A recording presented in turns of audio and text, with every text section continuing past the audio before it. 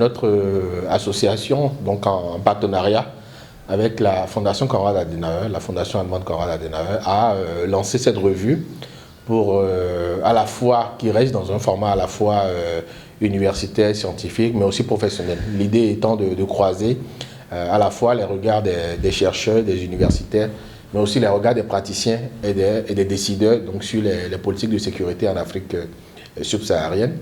Et effectivement, le numéro 01, il y a quelques mois, on l'a lancé. On l'a consacré donc à la gestion donc, par les forces armées et de sécurité donc, des pays d'Afrique de l'Ouest et centrale, donc de la Covid-19, de la crise sanitaire donc, liée à cette pandémie-là qui a affecté toute la planète et particulièrement les États d'Afrique de l'Ouest et centrale sur lesquels nous avons observé, nous avons analysé, nous avons établi donc l'état des lieux avec les insuffisances et avec également les atouts que les forces armées et de sécurité publique ont montré dans la gestion de cette crise-là. Et donc c'est un numéro qui a eu beaucoup de succès, qui a été apprécié par notre public, notamment par rapport à son double ancrage universitaire mais aussi professionnel. Et donc le numéro 2 que nous sortons au cours de ce mois de décembre est consacré cette fois à la gestion donc, des ressources donc, du secteur de la sécurité. Il s'agit pour nous d'interroger la gouvernance donc, des armées africaines, de regarder un peu dans quelle mesure il peut y avoir un débat, un dialogue sur la progression des outils donc, de pilotage donc, du secteur de la défense et de la sécurité, des outils avec lesquels on peut sans doute introduire davantage de transparence, parce que vous n'êtes pas sans savoir que dans notre région, certains pays, notamment les pays sahéliens, le Mali, le Burkina, le Niger, cette année 2020, il y a eu beaucoup de cas donc de corruption avérée, beaucoup de situations qui interrogent un peu les processus de passation des marchés qui concernent le secteur de la sécurité et de la défense, des situations qui interrogent un peu sur les niveaux de probité, mais aussi sur les outils de transparence, sur les mécanismes donc, de contrôle qui sont mis en place. Et donc pour nous, il fallait interroger donc, l'état des lieux, interroger les pratiques à l'aune des tests qui nous régissent, mais aussi à l'aune du besoin de performance. La question de la gouvernance des armées et des services de police doit être liée à la question de la performance. La performance que les gouvernements, la performance que les populations recherchent des forces armées de sécurité, c'est une performance qui doit être gagnée dans l'entraînement, dans l'équipement, mais c'est une performance qui doit être gagnée également dans la gouvernance. C'est-à-dire quand les soldats ont confiance en leur chef, ont confiance au processus de gouvernance de l'armée et savent que chaque ressource, chaque centime investi par le contribuable pour protéger l'État, pour protéger les citoyens, et que chacune de ces ressources-là est dépensée à bon escient, cela crée de la confiance et cela crée nécessairement de la performance. Le secteur de la défense est un secteur particulier. C'est un secteur particulier et comme on le dit souvent, l'état de droit c'est un peu la dose de juridicité qu'un État peut s'offrir sans s'autodétruire, sans se dissoudre. Et cette dose est variable et en tout cas elle est en constante mutation. Et le secteur de la défense jusqu'à présent reste un peu, comment dirais-je, un secteur où trop de lumière est perçue comme une sorte d'ingérence. Une sorte d'ingérence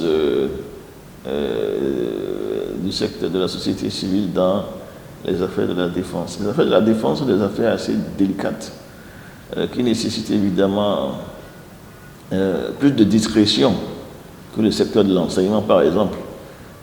Quand on veut commander des avions, des chars d'assaut et des hélicoptères de combat, on n'en fait pas la publicité sur les réseaux sociaux et puis sur les magazines d'information sur les commandes publiques. C'est un peu plus discret pour la seule raison que la défense nécessite forcément une bonne dose de discrétion.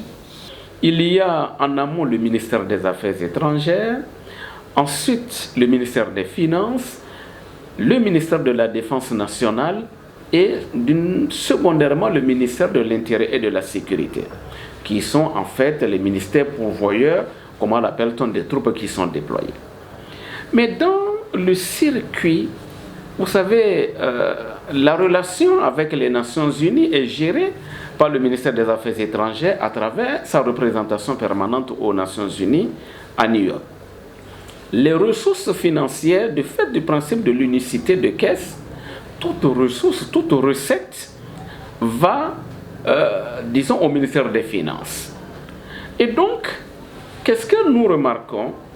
L'engagement des forces armées béninoises génère des ressources. Je pense que sur les 2 ou 3 décennies d'engagement de notre pays dans ces opérations, nous avons constaté que le Bénin a engrangé autour de 230 millions de dollars, soit environ 115-120 milliards de francs CFA.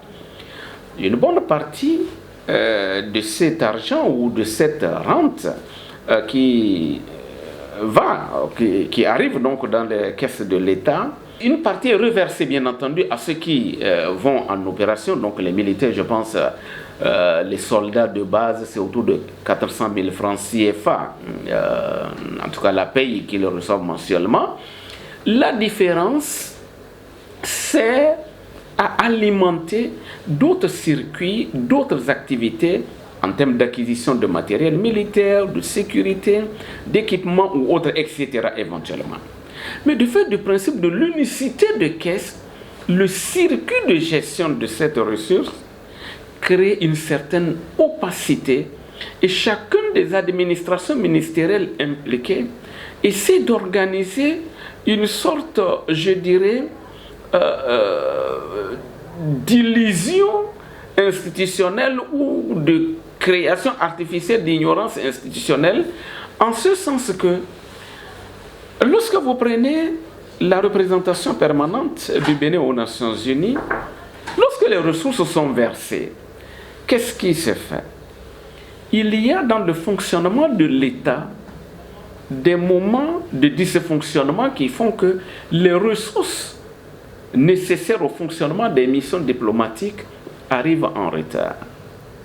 Les fonds sont versés, les fonds issus des opérations de paix sont versés directement sur les comptes de la représentation permanente du Bénin aux Nations Unies. Évidemment, en attendant que les ressources de l'État central arrivent, une partie de ces ressources est utilisée pour gérer le quotidien de la mission permanente du Bénin aux Nations Unies. Salaire ou loyer, frais de scolarité des enfants de diplomates, autres exigences, et puis les charges liées aux dépenses des multiples missions officielles qui vont aux Nations Unies. L'ambassadeur, représentant permanent, confronté à une situation réelle, procède donc à un prélèvement. Le ministère des Finances ne reçoit les versements réels que lorsque, évidemment, les ressources prévues pour la mission permanente sont envoyées, ils font les compléments, ils envoient, ou bien parfois, le ministère des Finances, à la suite de certaines inspections, dit non, ok, faisons la différence entre ce que vous devez recevoir, d'accord, et ce que vous avez déjà pris, et donc, c'est la différence qui est rapatriée. Et donc, vous voyez, le mode de gestion, tout ceci crée parfois des situations de retard dans le paiement des rémunérations des soldats de retour de mission.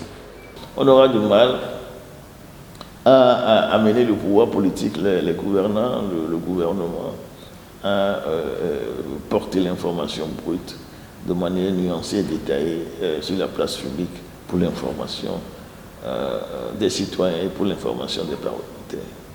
À un moment donné, les députés s'étaient posé la question de savoir, mais nous envoyons des troupes à l'étranger dans des opérations de maintien de la paix. Quand les soldats rentrent, on sent qu'il y a des remue-ménages parfois sur la paix. Et ces ressources, c'est le ministère des Finances parfois qui avance, qui préfinance, si vous voulez, comment l'appelle-t-on, leur rémunération. L'Assemblée nationale s'était interrogée en 2008 et a demandé au gouvernement de dire qu'est-ce que le Bénin reçoit des opérations de paix et pourquoi ces recettes ne sont pas budgétisées. Le gouvernement du président Boni Yayi, à l'époque, donc, avait répondu à l'interpellation et a décidé donc désormais d'inscrire les recettes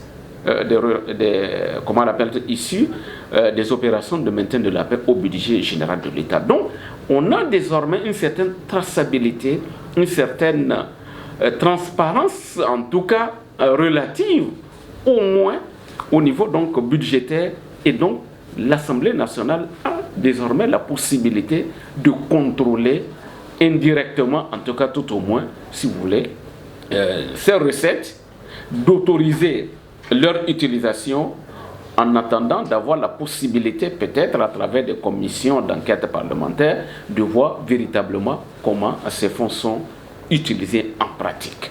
Sinon, si on doit raisonner du point de vue strictement juridique, ce que la directive de l'UEMOA sur la transparence, c'est une directive de 2009, ce qu'elle prescrit, c'est un peu le droit à l'information. Le droit à l'information dont bénéficient les parlementaires, notamment lorsqu'ils veulent en savoir davantage sur l'exécution de la loi de finances qu'ils ont votée. Ils ont un droit absolu à l'information vis-à-vis des membres du gouvernement et on ne peut pas leur opposer une sorte de secret dans l'exécution budgétaire des crédits mis à la disposition du gouvernement dans le cadre du vote de la loi de finances. Le droit existe déjà, c'est la pratique qui manque. Du point de vue juridique, l'accessibilité aux documents du secret de la défense existe, mais c'est un peu la pratique qui est toute différente. Et évidemment, quand un droit n'est pas sanctionné, c'est comme s'il n'existait pas. Ça devient ce que les gens appellent un neutron juridique, c'est-à-dire un droit qui n'est pas effectif en termes d'application. Donc le droit à l'information existe déjà, il est partagé par aussi bien les parlementaires que par la justice, en l'occurrence la Cour des comptes. C'est l'effectivité de ce droit-là qu'il faut rechercher dans la gestion des crédits budgétaires affectés au secteur de la défense. Quand on voit que dans un certain nombre de pays, les opérations de maintien de la paix sont érigées en industrie de la paix, l'armée est devenue aujourd'hui une source de recettes budgétaires pour un certain nombre de pays. Vous comprenez que dans ce domaine, qu'on constate que un pays comme le Bénin, plutôt on recule, on se retire, il y a matière à réflexion. Alors que ce n'est pas une opération que nous menons à perte. C'est des ressources importantes que nous engrangeons et que cela pouvait donc être développé autrement. Rien ne dit qu'un audit n'est pas possible. Notamment du point de vue de la Cour des comptes, qui peut être amené à en savoir un peu plus sur les affectations budgétaires, notamment l'utilisation des crédits qui sont faits par les ministères de la Défense. Mais comme je l'ai dit également, le tout n'est pas d'avoir le droit d'accès à un document. Il faudrait que la collaboration entre les parties puisse être suffisamment loyale et que l'effectivité du droit à l'information puisse s'exercer. Et ça, je ne crois pas que dans un futur immédiat, on puisse y prétendre, parce que nous avons le goût du secret. Et ce n'est pas forcément que l'autorité supérieure ne veut pas porter l'information, ne veut pas donner l'information, mais chaque agent à son niveau pense que l'information dont il est détenteur, c'est un peu son espace de souveraineté. Hein? Et il ne veut pas communiquer. Ça, c'est un peu l'agent public le plus basique dans nos administrations publiques.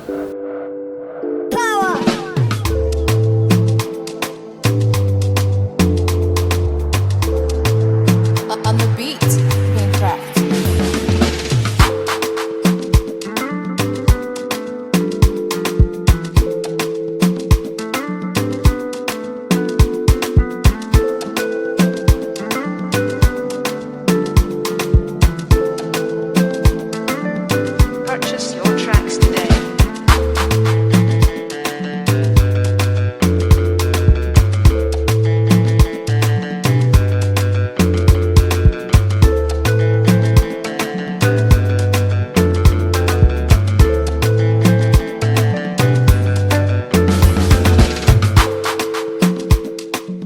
à travers ce numéro, déjà, bon, dans ce numéro, on a eu des contributions intéressantes.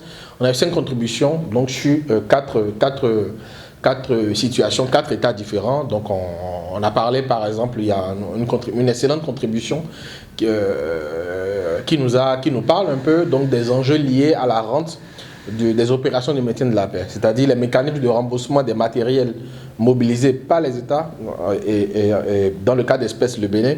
Comment est-ce que les procédures ou la rente liée au système de remboursement occasionne un peu, occasionne un peu des frictions, des jeux de couloir, occasionne un peu une sorte de compétition entre différentes administrations qui recherchent cette rente-là, qui recherchent à capter une part de cette rente-là.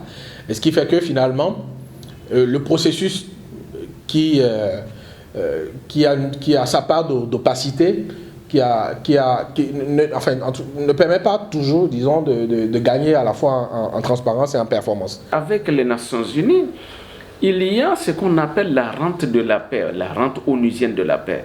En fait, c'est des ressources financières qui arrivent de façon parfois inattendue dans les États et qui découlent de l'engagement des États dans les opérations de maintien de la paix.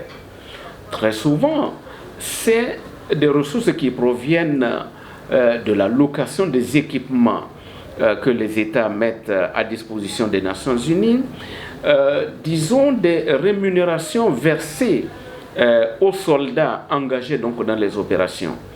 Et très souvent, les États, chaque pays a sa manière d'organiser sa participation. Il y a des États donc qui font une sorte de rétention d'une partie de ces ressources qui devraient être versées intégralement aux soldats et créent une sorte, si vous voulez, de ressources tampons qui ressemblent donc à une sorte de rente qui y entre dans des circuits de gestion donnés à l'intérieur des États.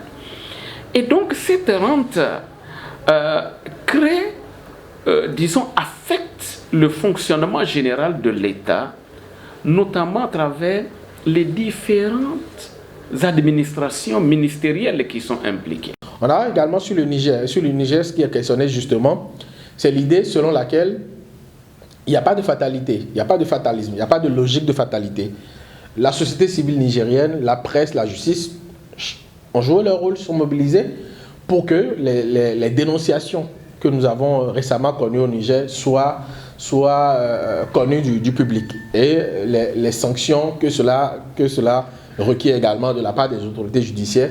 Donc l'idée aussi à ce niveau-là, c'était de dire oui, pour le moment, il y a la loi du silence, il y a l'omerta, il y a comme un mur, il y a comme on fait face à une situation dans laquelle on est presque désespéré de dire on n'y peut rien, c'est comme ça. Mais quand on regarde un peu avec le Burkina Faso, avec le Niger, les dénonciations de la société civile qui ont permis de mettre pour certains responsables de ce secteur-là, de les mettre même de les priver de leur liberté, en tout cas de leur donner au moins l'occasion de s'expliquer sur des faits de corruption qui les sont imputés. Je pense que c'est un progrès et cela est salué. Ces capacités de mobilisation de la société civile sont analysées et modélisées dans une des contributions, tout comme au Nigeria par exemple, il y a une analyse qui est faite un peu sur les connexions entre le monde politique et le monde industriel du secteur de la défense, avec les connivences qui existent dans ces milieux-là et qui font que dans certaines situations, l'intérêt général n'est pas toujours préservé. Nous avons également d'autres cas qui ont été étudiés, analysés dans cette revue-là. Et je pense que le but n'est pas de restituer, disons, l'ensemble, l'intégralité de la réflexion de nos contributeurs, mais davantage d'inciter nos amis, toutes les personnes, tous les citoyens, toutes les institutions qui sont concernées par ces questions-là, donc à prendre connaissance donc, du document, de ce numéro de notre revue, et à lire et comprendre donc, les dynamiques qui entourent cette question, sachant que pour nous, l'idée, c'est de dépasser la pesanteur du secret. De faire en sorte que ce qui ne devrait plus être secret ne le soit plus, et qui est davantage, qu'on travaille davantage sur l'enjeu de la transparence. Parce que l'enjeu de la transparence, comme je l'ai dit, a un lien avec la performance. Et c'est ce que nous essayerons de montrer dans ce numéro-là. Le double ancrage universitaire et professionnel de la revue, c'est un peu ce qu'il y a d'idéal à rechercher. C'est-à-dire la confrontation des points de vue des professionnels, des praticiens, comme on dit, et puis ceux qui sont un peu des fondamentalistes, c'est-à-dire ceux qui font de la recherche un peu plus théorique, sur des questions plus théoriques. Parce que le tout, en réalité, c'est d'arriver à une sorte de contribution, non seulement au débat, mais également contribution à trouver des solutions.